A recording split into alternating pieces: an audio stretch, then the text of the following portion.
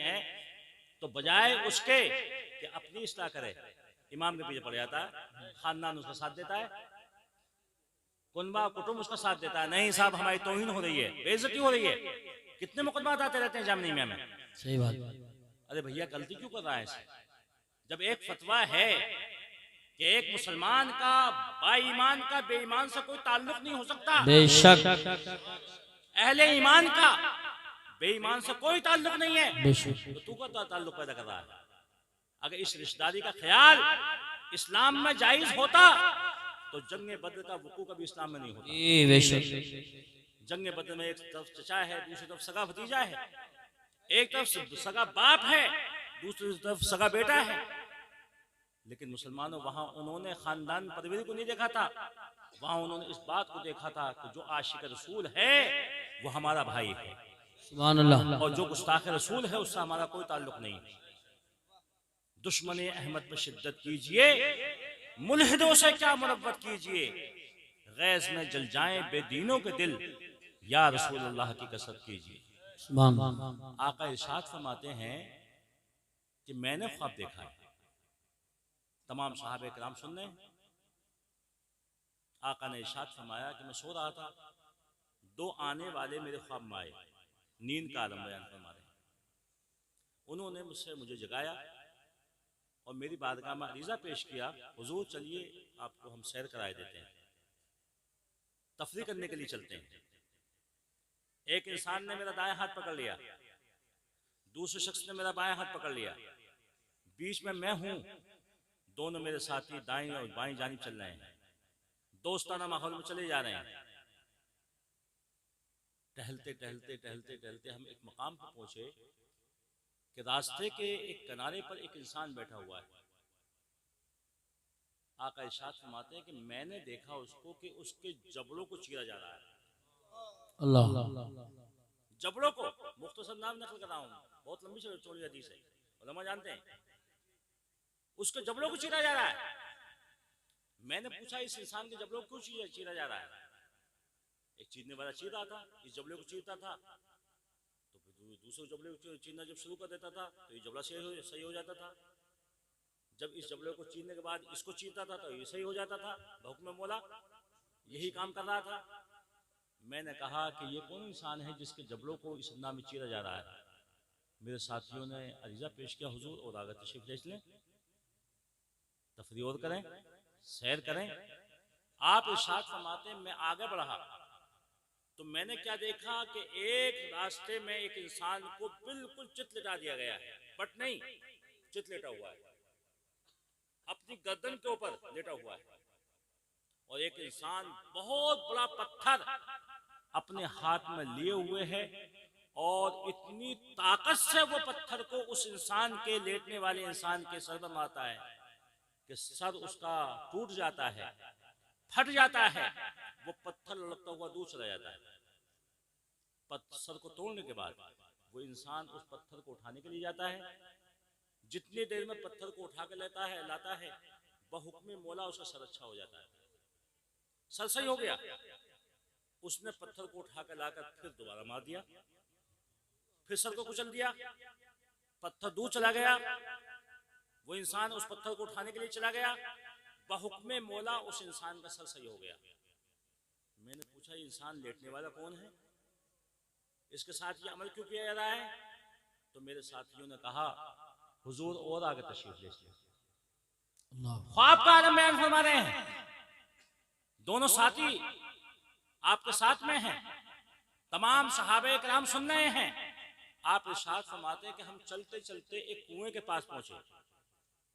मैंने उस कुएं को मिस्र कुएं के था, लेकिन हकीकत में वो कुआं नहीं था, बल्कि तन्नूर के मानी कोई चीज थी, जिसका ऊपर मुंह तंग था और नीचे बहुत चौड़ा था। उसमें आग रोशन थी। आग के शोले जब ऊपर आते तो मैंने देखा कि उसमें नंगे मर्द और नंगी औरतें जलाई जा रही हैं। अल्लाह। आग के शोले ऊपर आते, यहाँ तक ऐसा महसूस होता कि आग के शोलों के साथ ये मर्द औरत बाहर निकल आएंगे, लेकिन फौरन शोले नीचे बैठ जाते तो वो नंगे मर्द और नंगी औरतें नीचे चली जाती। मैंने पूछा अपने साथियों से कौन इंसान है जिनको इस नाम जलाया जा रहा है? तो मेरे साथियों ने कहा हुजूर और आगे तशरीफ ले इसलिए। आप इरशाद फरमाते हैं हम और आगे निकल गए तो क्या देखता हूं मैं कि रास्ते में एक बहुत बड़ा दरिया है, जो दरिया पानी का नहीं है बल्कि खूनी दरिया है, खून से लबरेज है, अल्लाह मुकम्मल दरिया खून का है। और उस खूनी दरिया के बीचों बीच में एक इंसान खड़ा है, और इस खूनी दरिया के किनारे पर एक इंसान बैठा हुआ है जिसके सामने बहुत बड़ा ढेर पत्थरों का लगा हुआ है। जब वो बीच में खड़ा होने वाला इंसान निकलने का इरादा करता दरिया से बाहर, तो ये इंसान जो किनारे पे बैठा हुआ ढेर में से एक पत्थर उठाता और पूरी ताकत से उसके फेंक के मारता निकलने वाले इंसान को।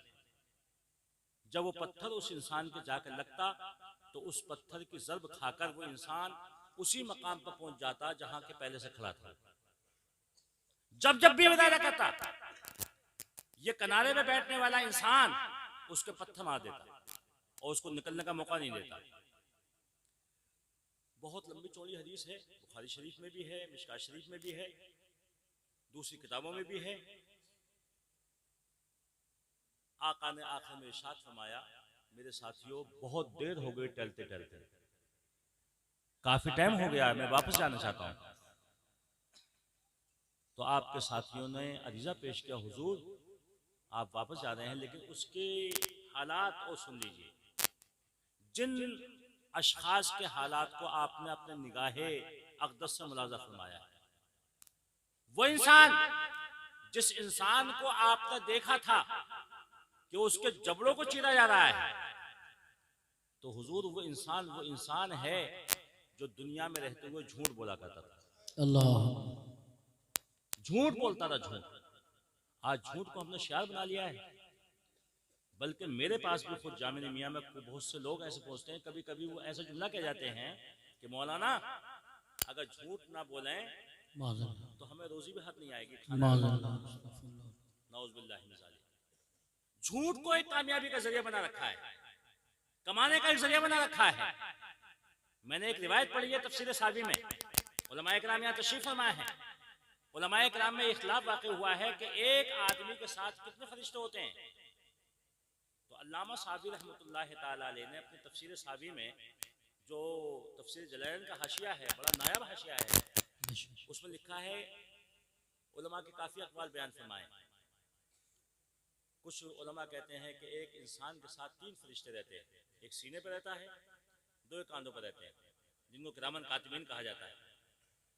कुछ कहते हैं 5 फरिश्ते रहते हैं, कुछ ने लिखा है कि 7 फरिश्ते रहते हैं, कुछ ने लिखा है 11 फरिश्ते रहते हैं। यहाँ तक कि उलमा के 13 अक़वाल हैं, 13 अक़वाल। और यहाँ तक उलमा ने लिखा है कि एक इंसान के साथ 60 फरिश्तों तक रहते हैं। कितने फरिश्ते? 60। 50 और 60, 50 के बाद ये 7 मतलब है ना, 60 फरिश्ते रहते हैं। उन्हीं में अल्लामा सावी रहमतुल्लाह ताला ने लिखा है कि हर इंसान के लबों पर एक फरिश्ता रहता है, यहाँ होठों पर भी लिखा है, एक रिवायत मिलती है हर इंसान के होठों पर एक फरिश्ता रहता है। यही इंसान जब सच बोलता है, अपने होठों से, अपनी जबान से दरूद व सलाम का नजराना पेश करता है, तो ये फरिश्ता उस दरूद व सलाम को बारगाह रसूल में पेश कर देता है। सुभान अल्लाह। और यही इंसान जब अपनी जबान से झूठ बोलता है तो झूठ से इतनी बदबू निकलती है कि फरिश्ता 3 मील की दूरी पर जाकर खड़ा हो जाता है। 3 मील की दूरी पर। आज हमने झूठ को अपना शियार बना लिया, झूठ बोल दिया। इमाम साहब की बारगाह में आकर कसम खा ली, इमाम साहब की बारगाह में, इमाम साहब ने मान लिया। आप बाद में हंस रहे हैं, देखो हमने अपने आप को मनवा लिया। कितने मुकदमे आते हैं, तलाक दे देता है शौहर गुस्से में जी। बात तो ऐसा है कि बीवी क्या पूरे घर को तलाक दे देता है, ऐसे वाकई में जाते हैं कि साहब कितनी तलाक दी है कि मैंने पूरे घर को तलाक दे दी, पेड़ों को भी हो, कटरों को भी हो, भैंसों को भी। ऐसे वाकयात सामने आए मेरे भाई, आते हैं कभी कभी ऐसा। मैं और कोई बंदा बचा था, एक जगह तो हमें भी तलाक दे दी थी, मैं वाकया वो नाम नहीं बताऊंगा, हजरत बड़ा मशहूर, हम लोग गए थे, पता नहीं क्या उन बाप बेटों में झगड़ा हो गया, तलाकबाजी शुरू हो गई। बोले सुनो मौलाना लोग, हम भी बैठे हुए थे कि इनकी अम्मा को तलाक, और ये भैंसों को भी तलाक, कटरों को भी तलाक, और पेड़ को भी तलाक, और मौलाना लोगों तुम्हें भी तलाक। नाश्ते के इंतजाम में हम बैठे हुए थे सुबह को, तो नाश्ता क्या मिला, वो तो घर में जारी हो गए, हम भी भाग गए, तलाक हो गए, निकले हुए यहाँ से। ऐसा वाकया हमारे साथ में हुआ है, और बहुत बड़ा मशहूर वाकया है, मैं नाम नहीं बताना चाहता उनको। आज जज्बात में इंसान, और बाद में मुफ्तियान कराम को धोखा दिया जा रहा है, झूठ बोला जा रहा है, हीले बहाने देखे जा रहे हैं। जी जी मुसलमानों याद रखिए कि हदीस पाक में आता है कि शैतान रोजाना समंदर के पानी पर तख्त बिछा कर बैठ जाता है, वो अपने लश्करी को भेज देता है, जाओ मुंडिया में काम करो। जी जी शाम को पूरे अपने गुलामों से, अपने लश्करों से पूरी रिपोर्ट लेता है। वो शाम को क्या करा, कोई शैतान आता है, साहब मैंने भाइयों के दरमियान में लड़ चलवा दिए, कत्ल करा दिया, ये काम करा दिया। शैतान खुश नहीं होता कि कुछ काम नहीं किया दिया। एक शैतान आता है और अपने सरदार की बारगाह में अर्ज करता है, हुजूर आज मैं फला घर में घुस गया, मैंने शोहर के अंदर इतना पम भर दिया, इतना गुस्सा भर दिया, इतने गुस्से में मुतला कर दिया कि उसने अपनी बीवी को एक नहीं 10 तलाक दे दी।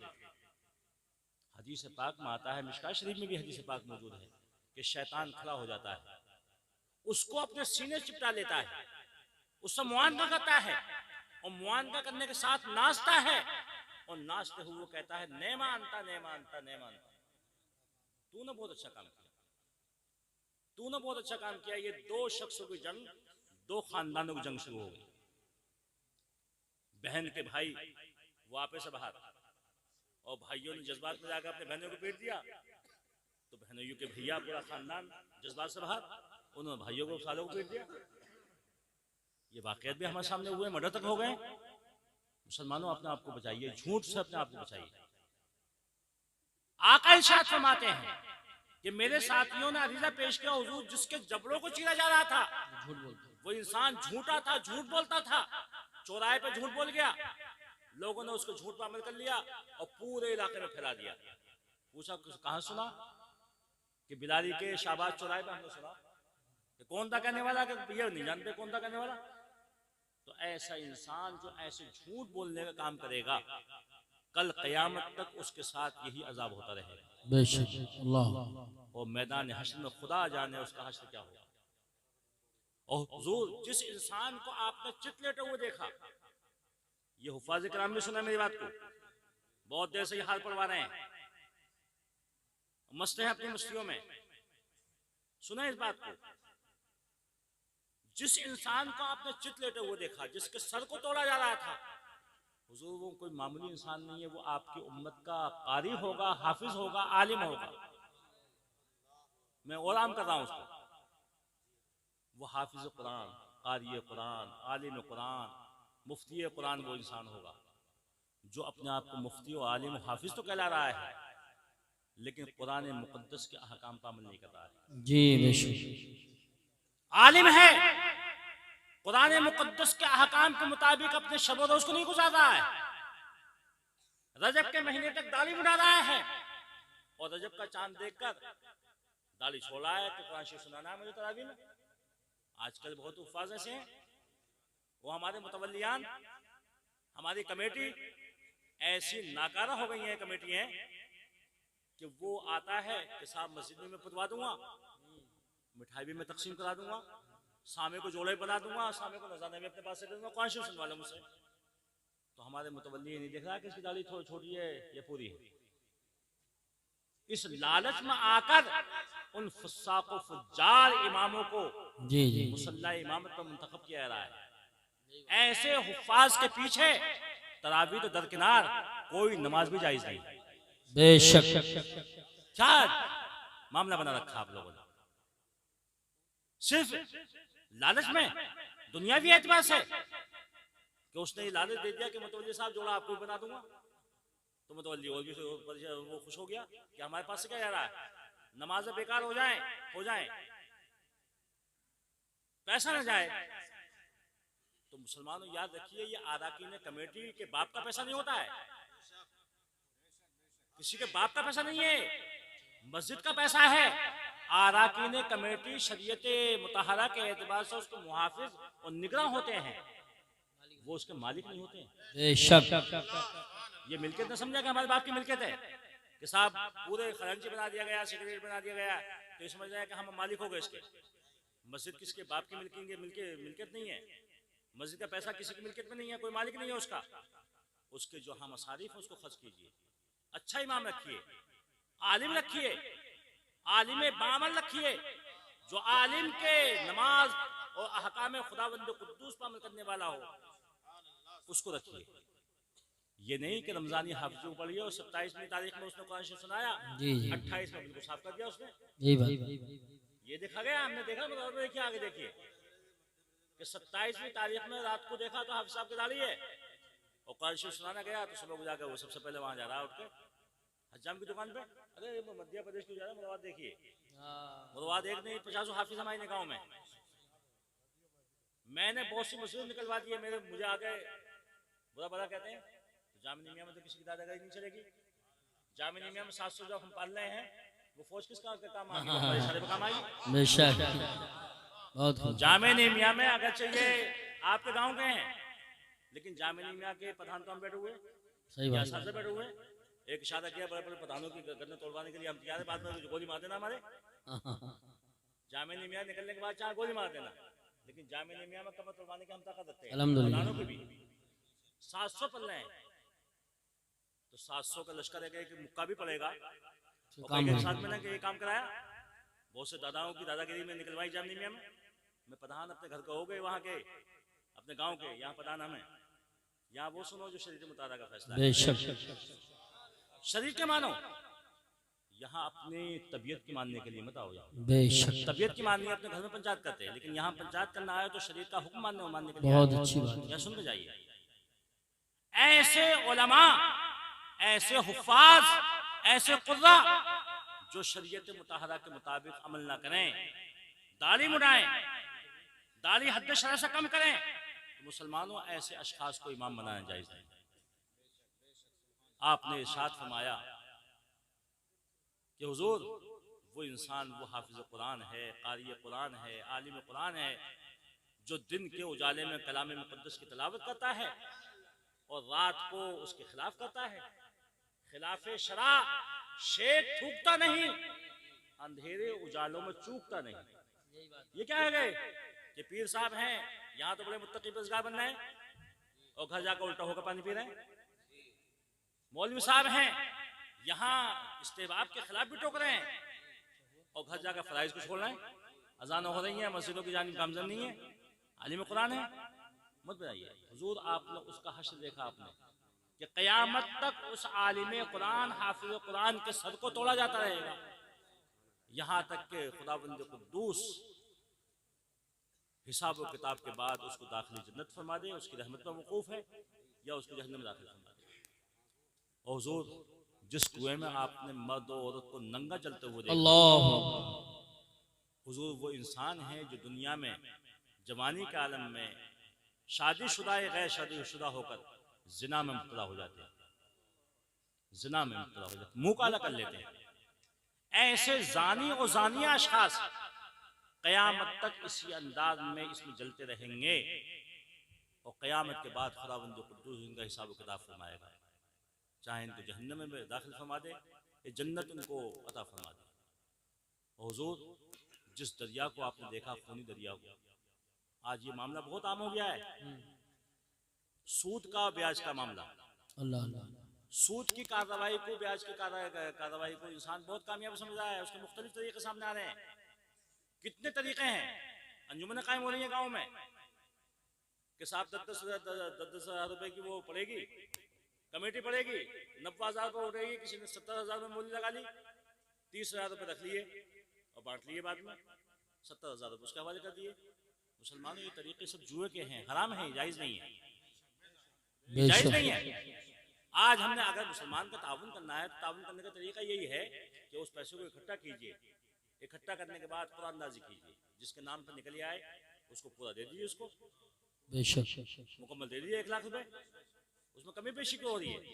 लेकिन आज हमने ये कमी पेशी का एक मामला बना लिया है, सूद का एक तरीका बना लिया है। और याद रखिए कि सूद खाने वाले पर भी और खिलाने वाले पर भी, और सूद के कागजात लिखने वाले पर भी, सूदी रकम पर गवाही देने वाले को पर भी अल्लाह की लानत होती है। बेशक लान अल्लाहु आकिल रिबा व मुकिलहु व कातिबहु व शाहिदई है व हम सवा। अल्लाह की लानत होती है सूद खाने वाले को पर भी, सूद खिलाने वाले को पर भी, सूदी कागजात लिखने वाले को पर भी, सूदी रकम के ऊपर गवाही देने वाले को पर भी। और आप बेशक। इरशाद फरमाते हैं कि वो तमाम के तमाम गुनाह के एतबार से बराबर है। बेशक बल्कि आला हज़रत फाज़िल बरेलवी रज़ियल्लाहु ताला अन्हु ने फतावे रिज़विया जल्द हफ्तुम में, मेरे इल्म के मुताबिक 17 हदीसें हैं, मैंने जो मुताला किया है, कम भी हो सकती हैं। उन 17 हदीसों का लुब्बुल-लुबाब यही है, आपने उन हदीस को बयान फरमाया है कि जो इंसान सूद का 1 रुपया खाता है, तो सूद का 1 रुपया खाना इतना शदीद और इतना बड़ा गुनाह है कि अपनी सगी वालदा से 46 दफा, एक रिवायत में आता 33 दफा, एक रिवायत में आता 36 दफा, एक रिवायत में आता 45 दफा, एक रिवायत में आता 46 दफा, और एक रिवायत में आता 77 दफा, 77 दफा की रिवायत पेश की है। अपनी सगी माँ से जिना करे तो उस 77 बार जिना करना हल्का है उसका गुनाह बनिस्बत 1 रुपया सूद खाने, मामूली चीज नहीं है। लेकिन आज हमने उसको सूद को आम समझ लिया है, लेने देने को, ब्याज लेने को शान समझ रखा है। उसको लेके इंसान अपनी बिल्डिंग बना रहा है, कामयाबी मुतसव्वुर कर रहा है, और कामयाबी को के हुसूल के लिए हराम और हलाल में कोई इम्तियाज नहीं कर रहा है। आका इरशाद फरमाते हैं, जिस इंसान को आपने खून के दरिया में बीचों बीच में खड़ा होते हुए देखा, तो वो इंसान वो था जो सूद लेता था, सूद खाता था, लोगों के खून को चूसता था। ऐसा इंसान कयामत तक उसी खूनी दरिया में खड़ा रहेगा, और जब बाहर आने का इरादा करेगा तो ये किनारे पे बैठने वाला उसके मुंह पर पत्थर मारता रहेगा और वो वहीं रहेगा। मामूली चीज नहीं है। अल्लाह। लेकिन आज सूद को आम कर चुके हैं हम लोग। सूद बहुत तेजी से फैल रहा है, मुख्तलिफ अंदाज में मुसलमान तंजीमें कायम कर रहे हैं। हदीस पाक में आता है कि क़यामत की एक निशानी ये भी है कि क़ुर्ब क़यामत में सूद का बुखार हर एक को पहुंचेगा। आज इमामों की दुआओं में भी, मैं तो कहता हूँ खुल्लम खुल्ला, आज इमामों की दुआओं में भी बरकत तो नहीं है। इमाम मुतवल्ली साहब के नाश्ते को देख रहा है कि मुतवल्ली साहब के यहाँ फला दिन खाना है, यार खाना बहुत शानदार आता है। अब ये पता नहीं मुतवल्ली के किसका मुर्गा चुरा के ला रहा है, कहाँ चुरा के ला रहा है मुर्गा, हराम के जरिए आ रहा है या हलाल के जरिए आ रहा है, कोई इम्तियाज नहीं है। इमाम साहब को तो खाने वाले इमाम को कोई गुनाह नहीं है जब उसे मालूम नहीं है, लेकिन कम से कम उसकी जो बरकतें होती हैं, उसकी जो रहमतें होती हैं हलाल कमाई की, वो उससे महरूम हो जाता है। कितनी भी दुआ करता रहे तो इमाम की दुआ मकबूल होती है बारगाह खुदावंद कुद्दुस में। वरना सैयदना बाबा फरीदुद्दीन गंज शकर रहमतुल्लाह तआला अलैह की बारगाह में कोई शख्स आया अपनी बेटियों की शादी के एतबार से, हुजूर मैं बहुत गरीब हूँ, बेटी मेरी जवान है, तो आपने मिट्टी का ढेरा उठाया था। मुख्तलिफ रिवायत आती हैं कि या तो बिस्मिल्लाह पढ़ी थी या सूरह इखलास पढ़ी थी, उसके सामने दम की, सोने का ढेरा बनाकर भेज दिया, जाओ, सोना बन गया वो। उसने पूरी रात मेहनत करी, पूरे खेत के ढेरे अपने घर में बुला लिए। यार आसान तरीका है जी। गांव के जितने मौलवी थे, हुफ्फाज खुदा, सबको इकट्ठा कर लिया, पढ़ो तो हो जाएगा सोना, रंग भी ना बदला। इसलिए कि हमारी ज़बान, हम अपने आप को देखें कि हम रोजी कैसी खा रहे हैं, रोटी कैसी खा रहे हैं, कितना झूठ बोल रहे हैं, कितनी कीमत कर रहे हैं, कितनी चुगली कर रहे हैं। आज एक मुसलमान गैर मुस्लिम की पाइटी पढ़ने के लिए तैयार है, लेकिन अपने मुसलमान भाई से मोहब्बत करने के लिए तैयार नहीं। सही बात। तो अफसोस होता है। खुदा अपने आप को महफूज कीजिए और इन जलसों से उलमा इकराम की सोबत में बैठकर इन तमाम मसाइल को हल कीजिए। मुसलमानों ये दुनिया दारुल फना है, हमेशा नहीं रहना है यहाँ। सबकी चौधाहटें खत्म हो गई, फिरौन चला गया, हामान चला गया, शद्दाद चला गया, कारून जैसा मालदार आदमी चला गया। हदीस पाक में आता है कि कारून के खजानों की चाबियां 40 खिच्चर उठाया करते थे। जी बेशक 40 खिच्चर, खिच्चर जान दो, गधा और घोड़े के दरमियान में एक जो तीसरा जानवर होता है, बहुत ताकतवर होता है वो। 40 खिच्चरों के ऊपर उसकी चाबी उठाई जाती है, वो ना रहा तो तुम क्या रहोगे। सिर्फ यही है कि अपना ईमान अगर सही है तो इंशाअल्लाह वो ईमान ही काम आएगा, मोहब्बत रसूल काम आएगा। आला फरमाते हैं वो तो निहायत सस्ता सौदा बेशक सुभान बेच रहे हैं जन्नत का, हम मुफलिस का मोल चुराए, हमारे तो जेब ही खाली है। तो जेब खाली मत रखो, मोहब्बत रसूल इंशाअल्लाह अगर हमारे सीनों में होगी तो यहाँ भी कामयाब और वहाँ भी कामयाब। एक साहबी रसूल आए, अर्ज क्या हुजूर क़यामत कब आएगी, तो आपने फरमाया कुछ तैयारी की है। तो साहबी ने अर्ज किया हुजूर तैयारी तो कुछ नहीं की है, बस यही तैयारी है कि मैं आपसे मोहब्बत करता हूँ। तो आपने इरशाद फरमाया था अल मरओ मा मन अहब्बा, हर इंसान का हश्र कल क़यामत में उसी इंसान के साथ होगा जिससे कि दुनिया में मोहब्बत करता था।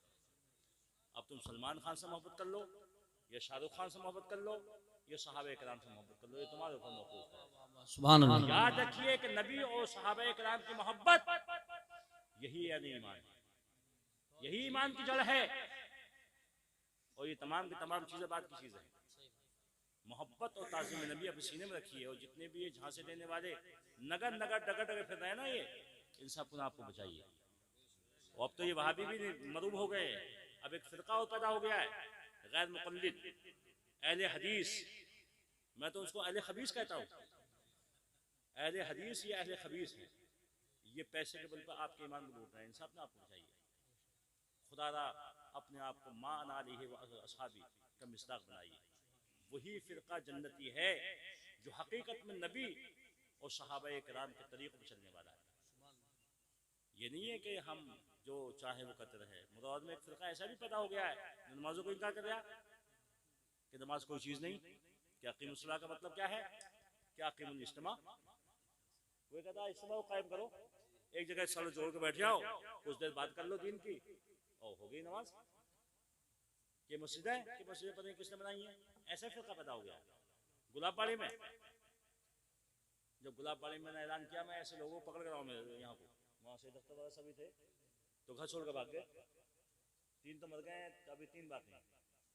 अपना आपको बचाइए और उन तरीक़ों को मजबूत पकड़े रहिए जो हमारे असलाफ के तरीक़े थे। मसलक के आला पर अमल करते रहिए, मसलक के औलिया किराम पर अमल करते रहिए। है बहुत काफ़ी गुलामाने शहे अबरार को मसलक अहमद रज़ा और मशाले राह वमा अलैना इल्लल बलाग। अस्सलाम वालेकुम।